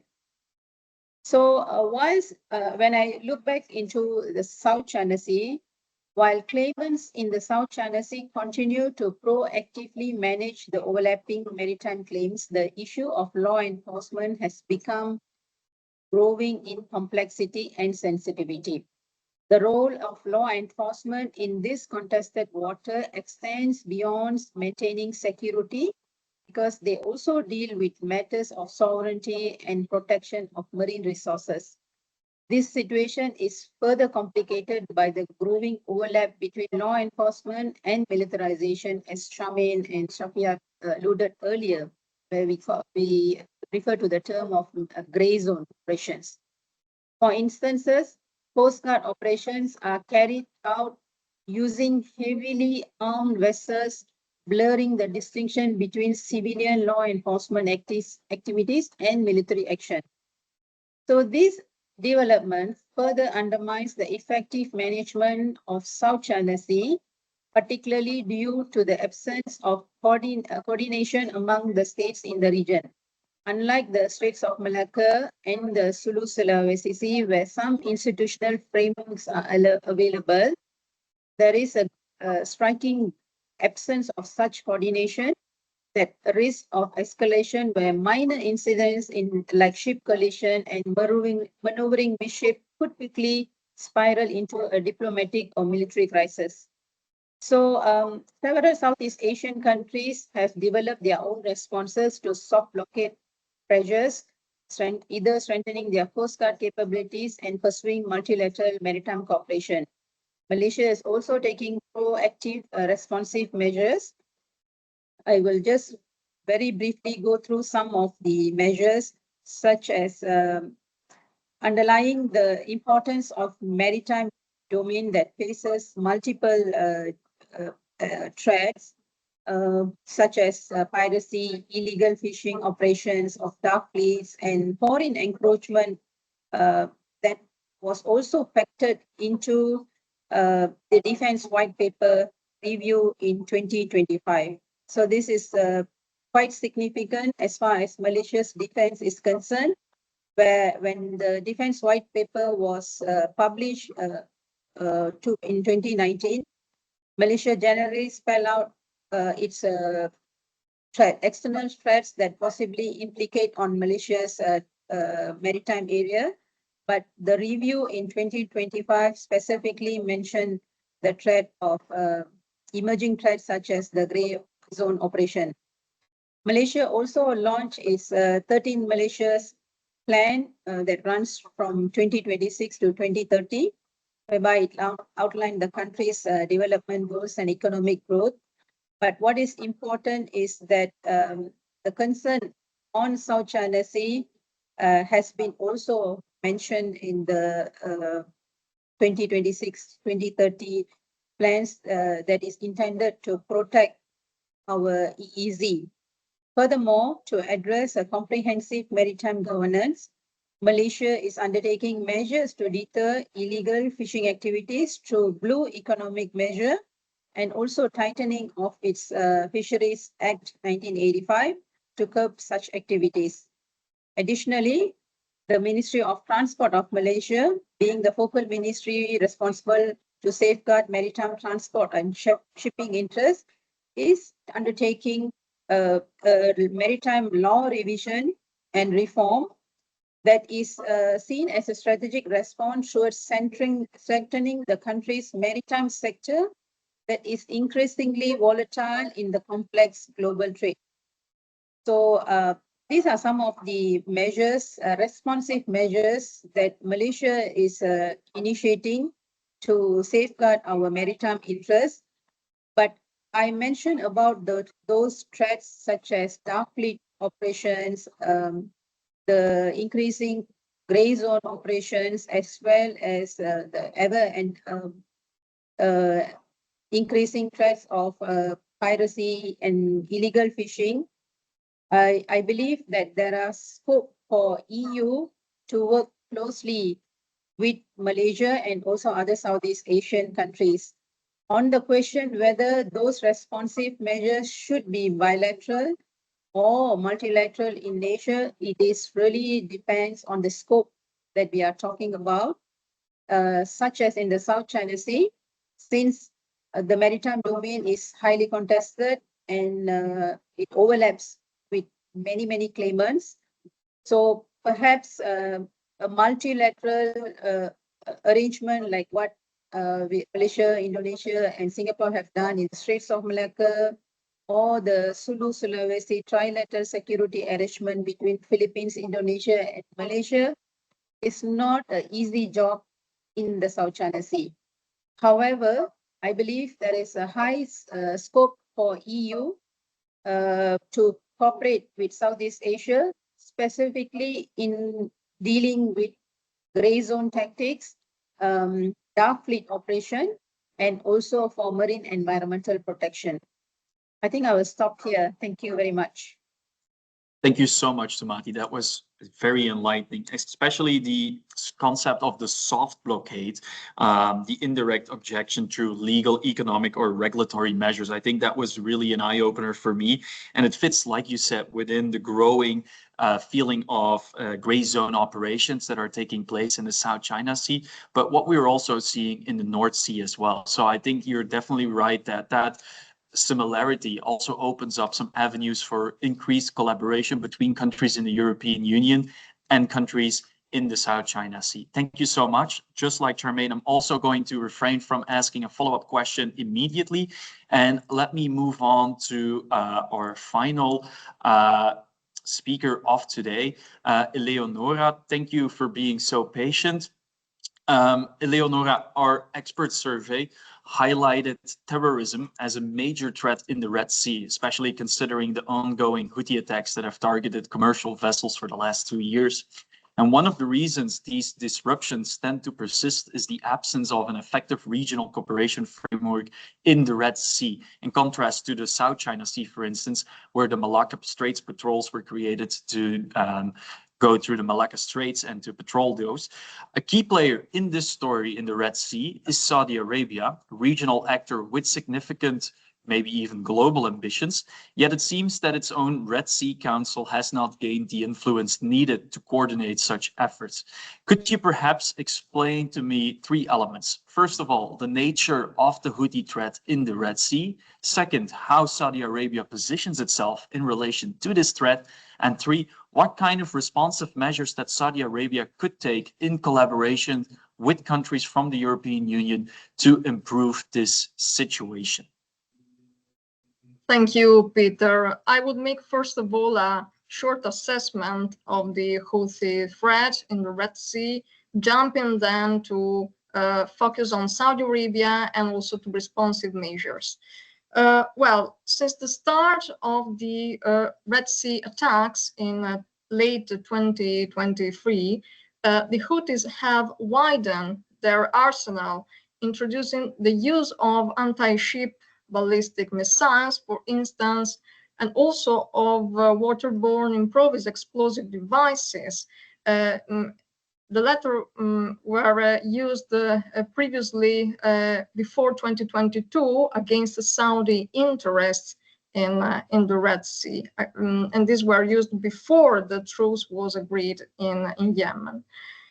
And at the same time, the Houthis have expanded the threat at a geographical level.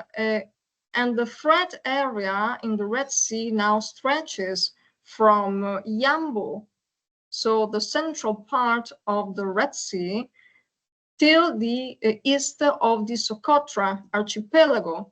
And so we are in the Arabian Sea. And this means that the potential Houthi threat to navigation has worsened since 2023, despite the multilateral naval efforts that were deployed by the US and also by the EU in the Red Sea. I would like also to introduce another element. The worsening of the Houthi threat in the Red Sea adds to the increased smuggling cooperation between the Houthis and Al-Shabaab, which is the Al-Qaeda Somali affiliate, and also between the Houthis and Al-Qaeda in the Arabian Peninsula. And this smuggling cooperation goes beyond the traditional Sunni-Shia divide, is driven by profit, is driven by political interest. And this is, in the medium to long term, I think, a really dangerous aspect that both European and Gulf countries should strictly monitor. According to UN experts, this cooperation now involves weapons smuggling and also technical training. And this has two immediate implications. The first is about smuggling routes, since weapon supplies to the Houthis, mainly of Iranian origin, increasingly pass through the Horn of Africa, especially Somalia, which is defined by the latest UN panel of experts, the final report on Yemen, as a transit hub, thinking about Somaliland, Puntland, the coastal northern area of Somalia, a transit hub for weapons which are smuggled by Iran to the Houthis. The second implication is the new risks that arise from increasing armed groups' cooperation in the Red Sea. Since in the medium to long term, the Houthi-driven technical and knowledge transfer to the other groups can lead to further maritime security risks due to the technical and knowledge transfer to other terrorist groups in the broader Red Sea region. Let me focus now more specifically on Saudi Arabia in the Red Sea theater. First of all, Saudi Arabia didn't join multinational maritime missions to mitigate the Houthi threats in the Red Sea. And this, for instance, was different from the choice made by Bahrain, who joined the US-led Prosperity Guardian. Saudi Arabia didn't join multinational maritime missions to prevent the resuming of Houthis' attacks against its own territory and its own interest. And these attacks stopped in 2022 when the truce in Yemen was agreed. However, Saudi Arabia continues to be affected by the Red Sea crisis.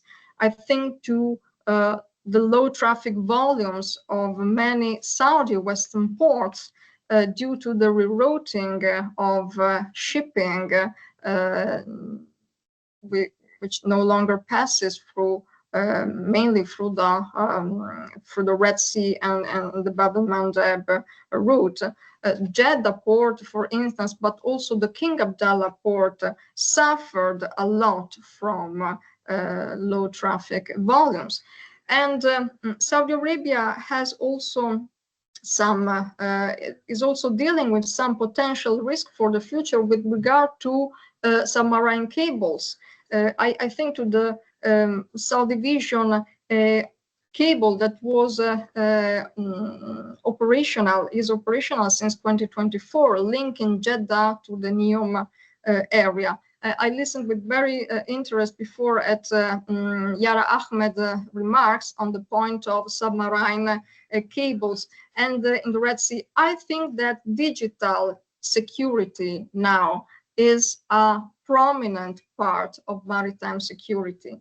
And this is a point that European and Gulf states, I think, should better develop together in order to outline concrete policies in order to better protect digital security and when it interlinks with maritime security. In my view, the Red Sea strategy of Saudi Arabia has some weak points. The first weak point is the Navy, which is undergoing a slow modernization process. And also the issue of naval education and training has not been properly adapted, in my view, to shifting threats arising from Red Sea non-state actors. Another weak point of the Saudi strategy is that Saudi Arabia doesn't have allies, local forces in Yemen on the coastland of Yemen. And so the Saudis have to rely on the Emirati-backed forces that in Yemen are in charge of the control of the southwestern and the southern coastline of the country, from Mocha to Mokale and Ramote. And the third point, the point you made at the beginning, Peter, is about the lack of a multilateral collective security framework by Saudi Arabia with regard to the Red Sea. And this, in my view, is also a weak point of the Saudi Red Sea strategy. Since the so-called Red Sea Council hasn't developed an operative security framework so far. Just an example, the Red Wave 8 drills that have recently concluded in the Red Sea didn't include all the states that are formal members of the Red Sea Council. Eritrea, for instance, and Sudan did not join Red Sea Wave 8. And I think this concretely, tangibly highlights how much this cooperative framework hasn't been developed at its best so far. And at the same time, I think that Saudi Arabia is working a lot to relaunch, strengthen a bilateral, also Navy partnership with Egypt. I refer, for instance, to the protocol for maritime regional security that was signed in August between Saudi Arabia and Egypt, and that practically strengthens cooperation at a Navy level. But this doesn't translate into a regional cooperative framework for Red Sea security. I would conclude with 3 short points on responsive measures, starting from the Yemeni Coast Guard. I think that boosting the support for the Yemeni Coast Guard by Saudi Arabia, by Gulf allies, and also by the European countries, so EU countries and also the UK, could be crucial in order to fight and counter smuggling activities in the Red Sea. Since 2025, interceptions at sea by the Yemeni Coast Guard have increasingly risen, since donors from the Gulf have started to boost funds and equipment and training for the Coast Guard. And I think this is the right path. And the Yemen Maritime Security Partnership that was launched by Saudi Arabia and the UK in September just to boost the Yemeni Coast Guard, I think it's a framework that could be further developed. For instance, thinking about a Saudi European task force to train the Yemeni Coast Guard, that, for instance, could be developed under the umbrella of the Combined Maritime Forces Task Force 154, which works closely on the coastal security and training of coastal security forces. The EU GCC Regional Security Dialogue, which has been working on strengthening EU Gulf cooperation, focuses also on maritime security and on trafficking. So I think that in the medium term, actors involved in this dialogue could choose one single concrete aspect in order to develop a concrete policy to be jointly implemented, and maritime security and the fight against smuggling in the Red Sea, I think it's the right area to start to translate this conversation into policy. And to conclude, I would also look closely at a format such as the Comprehensive Security Integration and Prosperity Agreement, the CSIPA, that was signed by Bahrain and the US and also joined by the UK in 2025, which is a defense agreement centered on defense integration. Saudi Arabia could be involved in the CCPA. Maybe we will have some news about US-Saudi security this evening with the meeting at the White House between Mohammed bin Salman and Donald Trump. And I think that also European countries could be involved in the medium term into a format echoing or trying to replicate the model of the CCPA in order to work together on defense integration, choosing a peculiar aspect, for instance, the countering of smuggling in the Red Sea or the training of the Coast Guards, in order to do something together, translating shared interest into concrete policy. Thank you so much for your attention. Thank you so much, Eleonora. I think that was a very interesting speech that you gave. And I would like to ask an impossible question, I know, but I'll ask a final question for each of the speakers. And I ask you to reply to this question in about 1 or 2 minutes maximum. So let's start with the reverse chronologically. And let's start out with you, Eleonora. You've mentioned regional cooperation in the Red Sea being a big problem in comparison to other areas. I just would like you to highlight what, according to you, is the main barrier preventing this stronger regional cooperation in the Red Sea from forming and how it could be overcome. Well, from a Gulf side, I would make 2 points. The first is the exclusion so far of the United Arab Emirates from the Red Sea Council. Surely the United Arab Emirates don't share a border, a physical geographical border with the Red Sea. But the UAE is an actor which has a very strong and interest in Red Sea security, and an actor which has developed very influent relations with countries both on the Arabian side of the Red Sea, Yemen, and also on the African side of the Red Sea.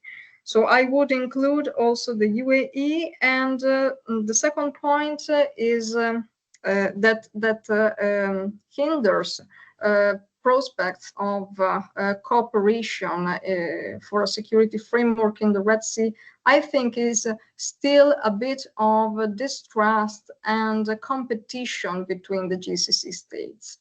All the GCC states share an interest in keep the Red Sea safe and open. But I think that political rivalries and the idea that national interests prevail always on shared and regional interests, I think that have derailed a bit the GCC states from sitting together and outlining a single shared policy for the Red Sea. So I would start from the Gulf side of the equation, trying then to engage better African states of the Red Sea and to find common ground for a security governance framework for the Red Sea. Super. Thank you so much, Eleonora. Sumati, if I could also ask you a short follow-up question. We've talked about increasing gray zone operations in the South China Sea, and I was wondering what role can external partners such as the European Union or countries from the European Union play in strengthening the resilience through capacity building, legal reforms, or maritime domain awareness without being seen as inflaming those regional tensions and therefore increasing the amount of gray zone operations. Do you have any sense, any idea how the European Union or countries from the European Union could interact with Malaysia or partners in the Southeast Asia? I think there's already interaction between Southeast Asian countries and EU as far as capacity building to increase our capabilities for patrolling, surveillance, and also to strengthening the understanding the importance of rules-based order, especially in the highly contested area zones like South China Sea. But there is still lack of understanding or implementation for the law enforcement agencies, because all Southeast Asian countries are smaller states, and we are facing challenges with multifaceted threats. We have to deal with threats like IUU fishing, that is also impacting our resource, our energy, and also, but we are dealing with great powers with higher capabilities, bigger vessels, and so on. So there are already, as I mentioned, joint exercises, not specifically with EU fleets, but with France, Germany, and US and China separately. But I think joint multilateral exercises will also bring benefit to countries to adhere to a certain standard operating procedure, especially when dealing with White House and Grey House in the contested region. Thank you. Thank you so much for that answer. And then finally, Charmaine, you've mentioned technologies such as satellite monitoring and real-time vessel tracking becoming more central to maritime cooperation. I was wondering, what political, technical, or institutional barriers do you still see that need to be addressed to maximize the impact of items such as satellite monitoring and real-time vessel tracking? Thanks so much for that question. Certainly, these technologies are very promising in terms of addressing not just traditional security issues, but also non-traditional security issues. So the topmost barrier that I can identify really is in the context of great power competition. A lot of these technologies can be weaponized as a way to ensure that the Philippines will take specific sides on whoever is playing the great power game. But for a small country like the Philippines, it's certainly going to be up to us, Filipinos, to make sure that we can advance our national interest and take advantage of whatever great power competition is happening, but also keep in mind that we need to protect ourselves and advance our interests, while in the midst of these things. Thank you so much. All right. I see that we're already a few minutes over time, which leaves me no choice but to give the floor back to my colleague Benedetta, who is going to give a few closing remarks before wrapping up this very informative morning or afternoon, if I may say so myself. I would like to thank my panel members, Eleonora, Sumati, and Charmaine, for their wonderful contributions. And now, Benedetta, the floor is yours again. Thank you so much, Peter Jan, and thank you to all panelists. Oh. Yes, and thank you to all panelists, both first and second panel, for having joined us today for what has indeed been a very comprehensive, but I also think very much needed informative session on maritime security in the Red Sea and in the South China Sea. Allow me to briefly summarize what we have talked today about. In the first panel, we have looked at preventive measures that European states can take together with some of the littoral states, in particular Indonesia, Vietnam, and Egypt, to cater to maritime threats before they occur. We have spoken about enhancing regional capabilities, the importance of communication, building resilience, and paying attention to intra-regional development in order to make sure that escalation does not happen. And then in the second part of this webinar, we have touched upon the measures that can be taken when some of these threats actually occur and materialize, and where cooperation is still possible. So it's not too late for European states to cooperate with littoral state in both the Red Sea and South China Sea. We have seen in particular how great power competitions and regional specificity must drive this measure. And this is valid for both responsive and preventive cooperation avenues between Europe and littoral states.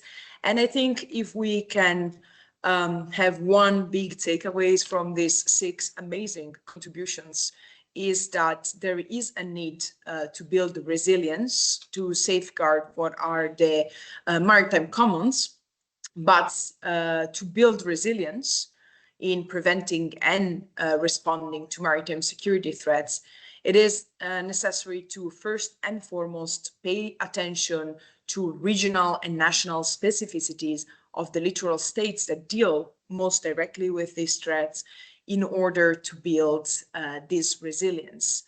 To do that, however, it is also important to focus the cooperation on individual threats and issues. So while comprehensive partnerships are needed, it is also important that they don't apply a one-shoe-fits-all to the vast domain of maritime security, but they pay attention to diversity of threats that are out there in the maritime domains, going from IUU fishing to great power competition to choke point blockage, terrorism, etc. So with this, I hope to the public that they enjoyed this discussion. I, for once, did, and I have to thank our amazing 6 panelists for their individual contributions that really formed a great picture of what is the maritime landscape in the Red Sea and South China Sea. I'm also taking the occasion to say that, as I mentioned at the beginning, this webinar is part of a larger project. And in this context, we will have the publication within the next month of a standalone report authored by HCSS researchers, in which we look at these questions from a high level point of view. So we map maritime threats and cooperation avenues available to European and littoral states. But we will also have a paper series in which each of the speakers you have listened to today author a paper in which they go in depth into the issues they just sketched today. So I invite you all to follow the release of this paper series and reports if that's a topic that interests you more. This was my last remark. Once again, first and foremost, thank you to our speaker. Thank you, Peter Jan, for the moderation, and Thomas, that you haven't seen behind the scenes, for the technical support, and to the public for having been with us today. We wish you all a good evening or a good day according to where you live. Thank you so much.